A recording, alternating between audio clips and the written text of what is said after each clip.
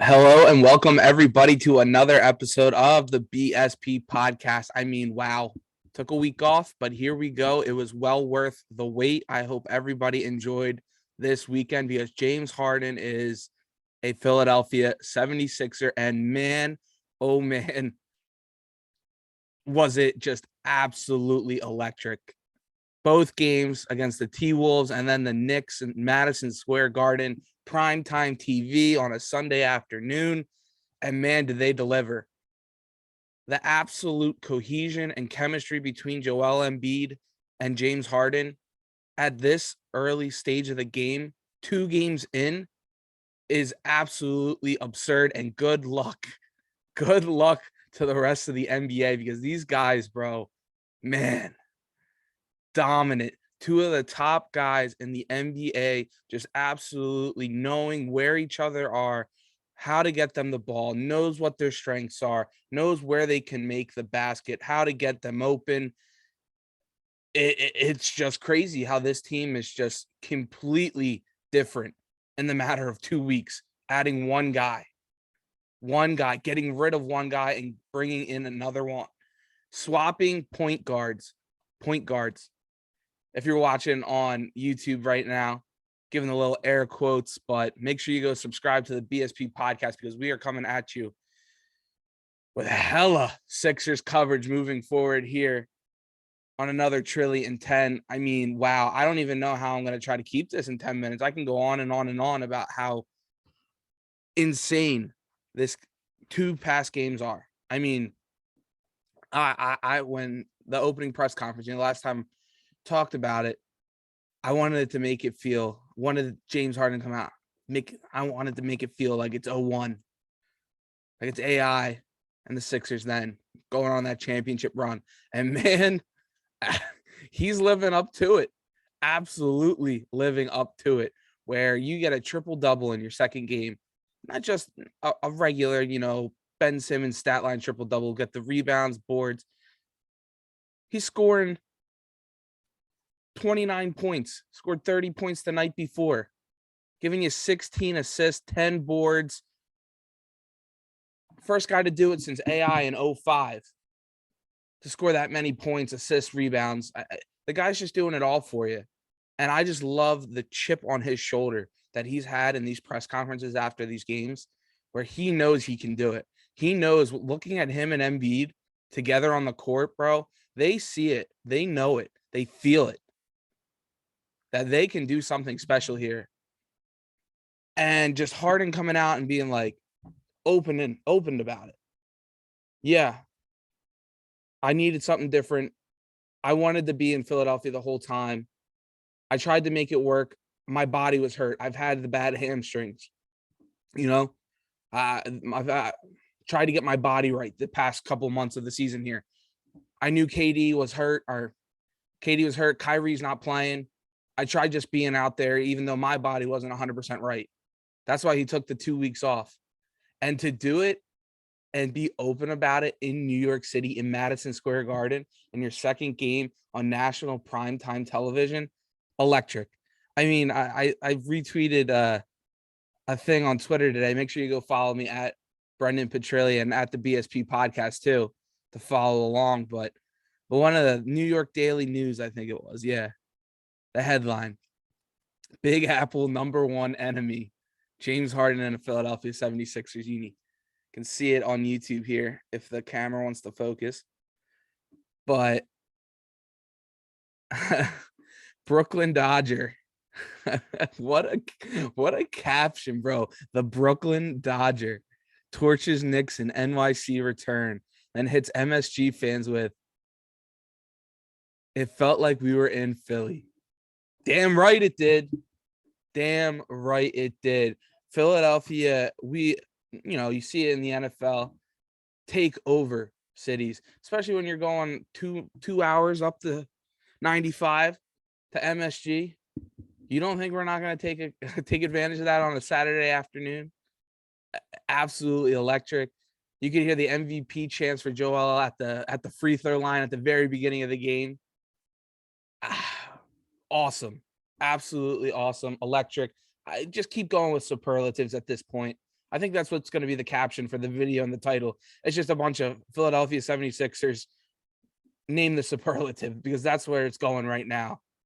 But let's get into the games a little bit more in depth here, which is going to be it's going to be fun to see how ESPN and all these other outlets keep trying to spin this, because I saw it coming. I told you guys when they brought him in, I said, you thought the NBA games were long to begin with? The Sixers are shooting. They're going to be shooting hella free throws. Today, I saw another tweet here. People are already trying to spin this. Today's Knicks versus Sixers game was the most fouls called in the NBA game in NBA history by NBA stats and metrics. This game we all loved is ruined. And that's by the Dr. Guru. Already 2 games in, bro. 2 games in, and they're going to try to spin it that the Sixers are ruining basketball. Again, they ruined basketball 5 years ago with the process. Now you got 2 superstars that get to the line and make their free throws. And now they're ruining the game that we loved all over again. That's going to be the caption right there. But the way Embiid and Maxey even, bro, haven't even talked about Tyrese yet. I'm probably 5 minutes into this. It absolutely insane. My brother and I are watching it, Bryce, and he's like, Embiid shot 10 free throws in the matter of the last 7 minutes. He goes 23 of 27 from the free throw line for 37 points. And then you go 10 of 10 from James Harden. Like, when they drive to the lane and they get contact, because they're just dominant, they go right at you. They force the issue. You just know it's either A, going in, or B, they're getting that foul call, and you're surprised when they don't. Man, fun. Fun is all I can describe it. And they're going to try to say the game we love is ruined. 2 games in. 2 games in, they're going to try to start spinning it that way. It's going to be so much fun. The only things that you can see the downside of, we're going to get to that. Let me talk about Tyrese. I mean, that was another thing that you were kind of worried about, the ability for the 76ers to keep Tyrese Maxey and Matisse Thybulle. We're going to hear about it all the next week. But to keep those guys on this team, Tyrese Maxey is going to be a star. He is. You could see it coming. I said earlier a couple of months ago, what should I look forward to in this basketball team? People are telling me Maxey. I'm like, you're right. But I didn't want him to be shipped out with Ben Simmons. He did it. Now it's time. Now it's time to go and embrace him. I mean, because this guy, he had the one play where he goes on a fast break, he gets a steal. Fast break, he's got like 3 guys on him. He does a little floater, gets fouled, but he doesn't get the call. Kind of gives the ref like a little like, come on, bro, running back the court. Comes back, comes flying in, snags the ball again for a steal, runs back down, gives the ball for an assist. I'm like, hey, speed kills, bro. And the only thing that's going to make him better is if he can keep making these shots that are just wide open for him. He saw on NBC Sports Philadelphia, the one clip, Tyrese goes to Harden, bringing the ball up. I'm open. Harden's like, yep, bang, 3-pointer, easy money. Absolutely filthy. When you got to worry about Harden and Embiid getting 30 plus a night, but those two are such willing passers. They are willing to get that ball to Maxey, to get it to Thybulle, to get it to Tobias. Good luck. Good luck stopping it. Yeah. And then just the defensive side of the ball, everybody's so lanky. I thought James Harden was going to be a little bit of a liability on defense. He's been doing fine. I mean, obviously, you're not playing the 2 best teams in the league or anything with New York and Minnesota, not playing elite guards yet. But you also are giving him time to get into that game shape again. He even said it in one of his interviews on ABC.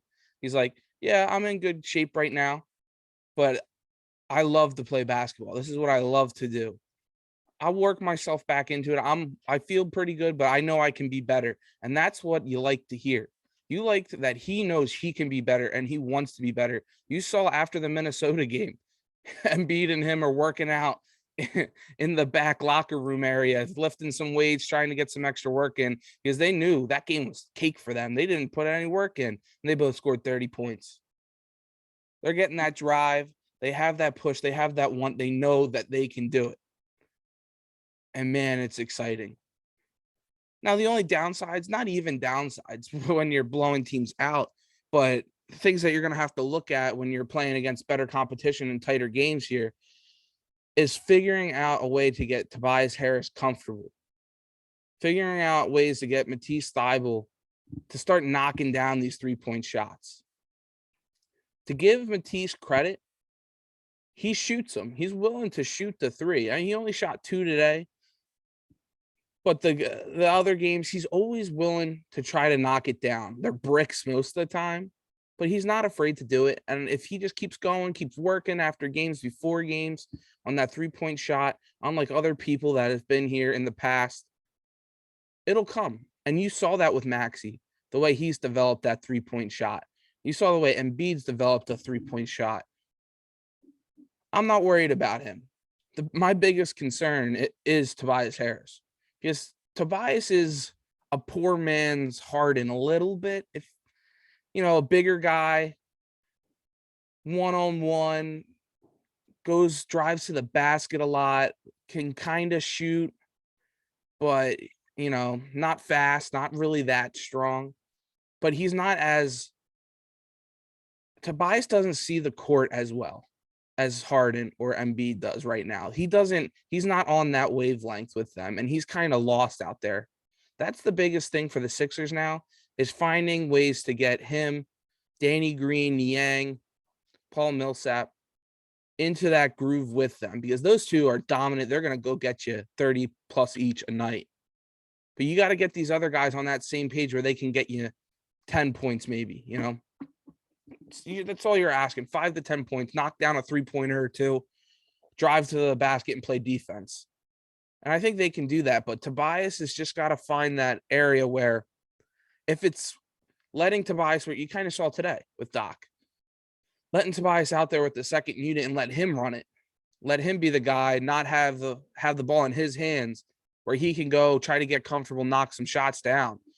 Tobias was kind of the reason why the game was close at all. I mean, in the fourth quarter, they tied it at 103, I think, at one point, but then they were able to pull back away because of, Embiid and Harden. But it's just finding that comfortability, finding that spot just to fit Tobias in there with Maxey and Harden and Embiid. And this team's going to be scary and fun. I mean, I've said it. If you're playing a drinking game, and every time I said fun, you're hammered. But man, it's going to be a wild ride. I want to thank everybody for listening to this episode of the BSP Podcast. If you're watching on YouTube, you've seen the cat tower pop in and out with the green screen going off a little bit. So make sure you go subscribe to the YouTube. Follow me on Instagram at Brendan Petrilli, and on Twitter at Brendan Petrilli and at BSP Podcast. Post all of our clips and stuff on YouTube and social media. Shout out to the 215. Go Birds. Clap your hands, everybody, for the Philadelphia 76ers. They're ruining basketball. See ya.